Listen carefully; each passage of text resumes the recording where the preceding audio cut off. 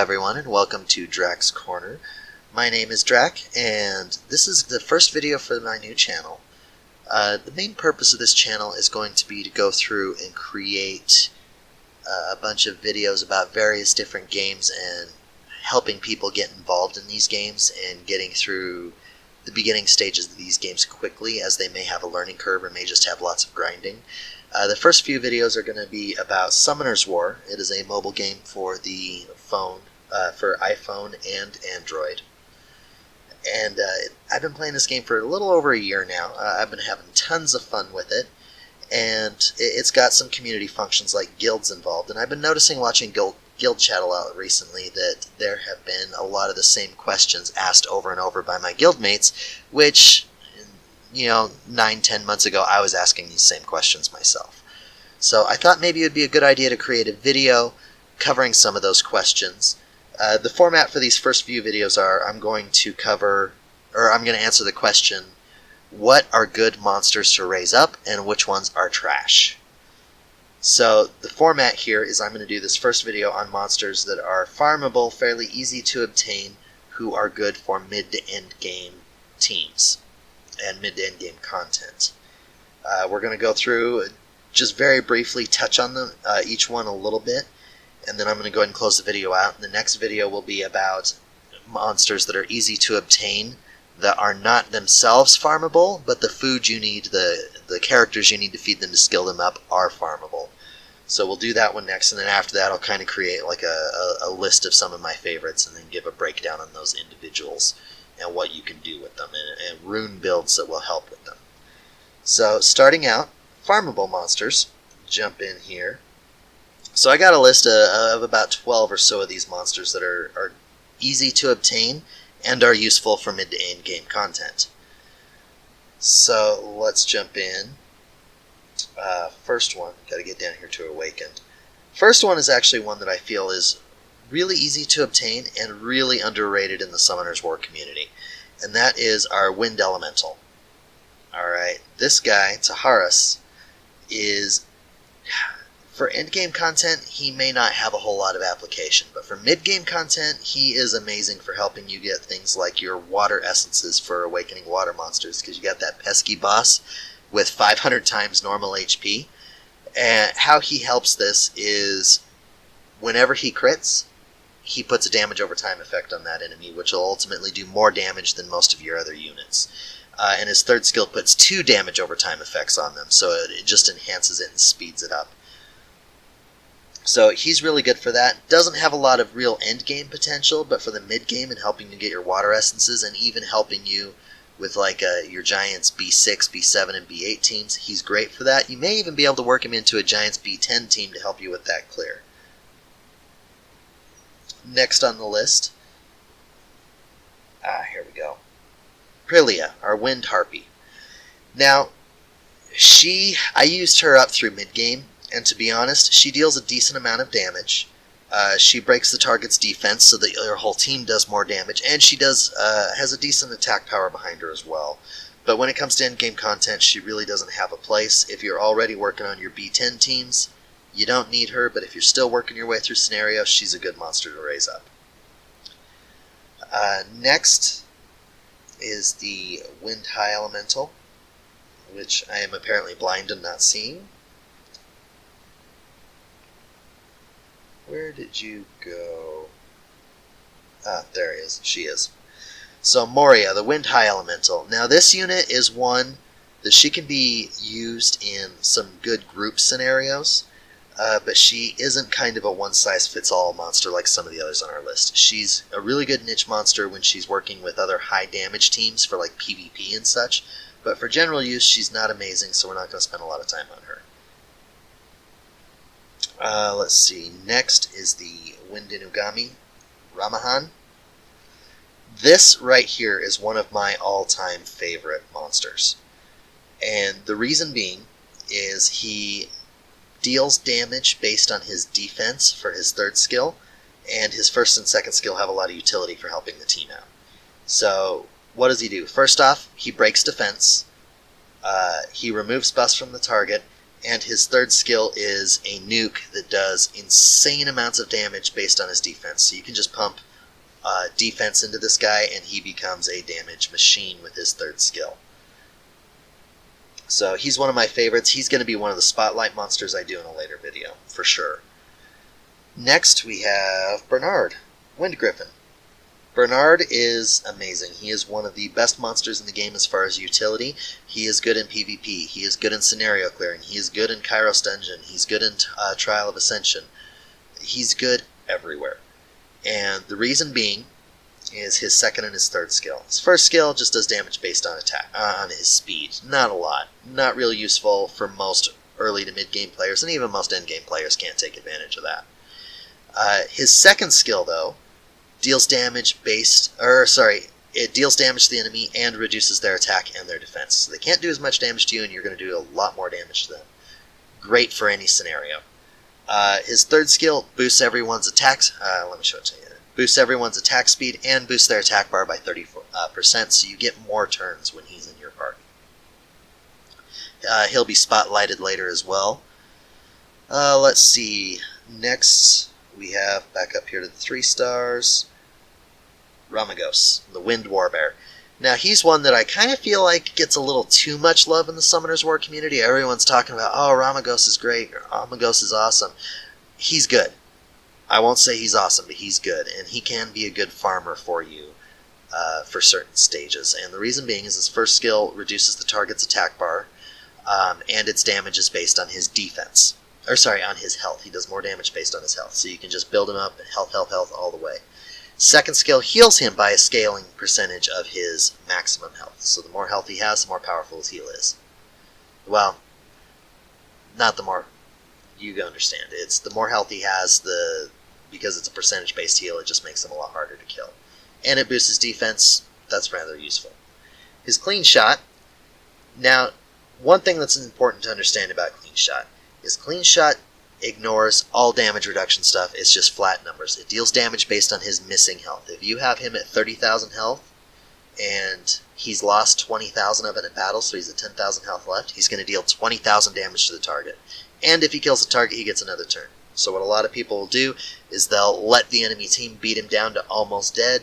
They'll hit his Clean Shot, kill the target instantly, gets another turn, and they'll immediately crouch to get a bonus health and bonus defense so he can survive until his Clean Shot is on cooldown again. He is good for PvP. He's also a decent farmer for water stages and some wind stages. Alright, the last of our wind monsters here is one that honestly I feel is very underrated and I ignored for the longest time, and then a friend of mine built him up and he actually turned out to be really useful and really good. And that's our Wind Minotaur, Antau. Now, Eintau or Entau, however you want to say it, he's interesting. So we're going to start with his third skill, which is a passive. It boosts his attack power by 50% and gives him 30% lifesteal on all attacks. Now, this makes him good, sorry about that, this makes him good for farming. Wow, that was annoying. Sorry about the computer sound, guys. This makes him really good for farming because he has built-in lifesteal. Now, his first skill provokes a target. It doesn't do a lot for farming, although that could be good for TOA, for PvP, and even for some Kairos Dungeon scenarios. Slaughter, though. This is an amazing move, because it automatically heals him by 20% of whatever damage it does. That's on top of the 30% he's getting from his passive. And if he kills the target, he heals himself by 25% of his max HP. Now, my friend built him with medium attack and high health, and he just rips through everything. He's even able to farm some stages on his account with this character that I'm not even able to farm. And I started, 8 months before him. So this is just an amazing monster to have if you're looking for a farmer. Or even just a bruiser to help your team out. So that's all of our wind monsters. Now let's move on to our water monsters. There's only 2 of them here that are farmable, that are good to get, but they are really good. So first, let's pop down here to our awakened forms. Let's talk about Dagora. Dagora is a water warbear, and much like his wind counterpart, he has the same first and second skill as his wind counterpart.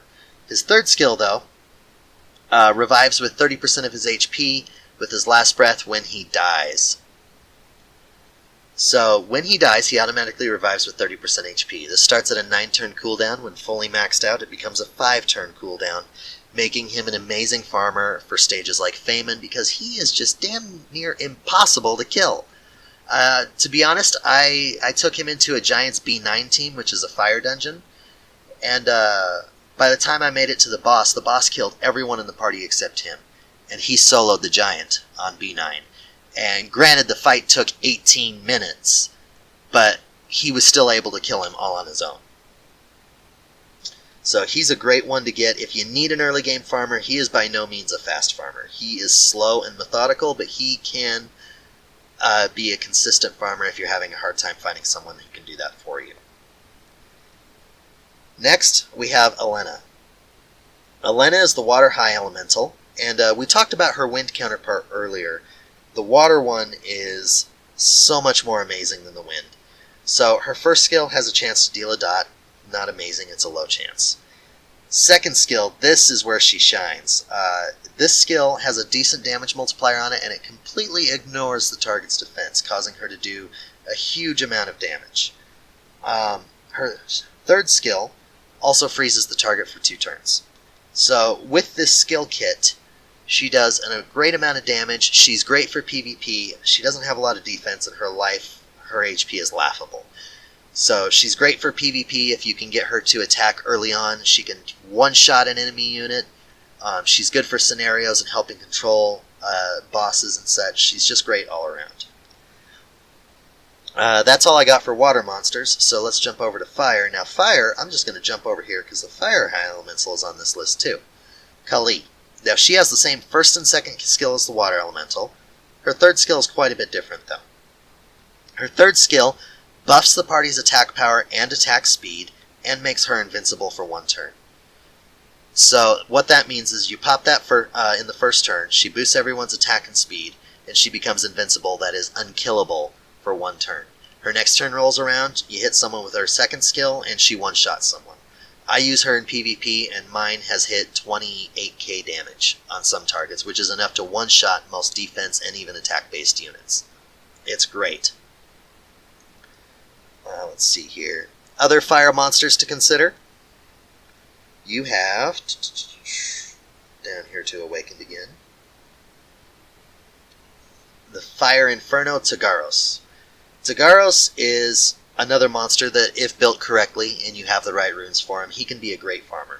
Now, he has low health and low defense. He's very much a glass cannon, so you got to be careful how you build him and where you put him. But his first skill gives him 30% of his attack bar back when he crits, so if he crits, he gets more turns. Second skill hits everyone and reduces their defense. Third skill, now this one, what this one does is it hits all enemies, it stuns the initial target, that is whoever you clicked on when you used this skill, and then gives continuous damage to everyone else. This unit, I have seen some videos of this guy, where he goes and he clears Churaka Ruins 1, which is one of the hardest scenario stages in the game. Well, all of Churaka Ruins is. And he can farm it solo with even just halfway decent runes. They aren't even amazing runes. So he's a good one to build up if you have good Vampire and Revenge runes and you kind of know what you're doing.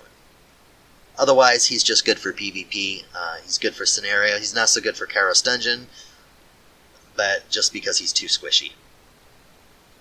And then the very last monster on our list is the Fire Inugami Rauk.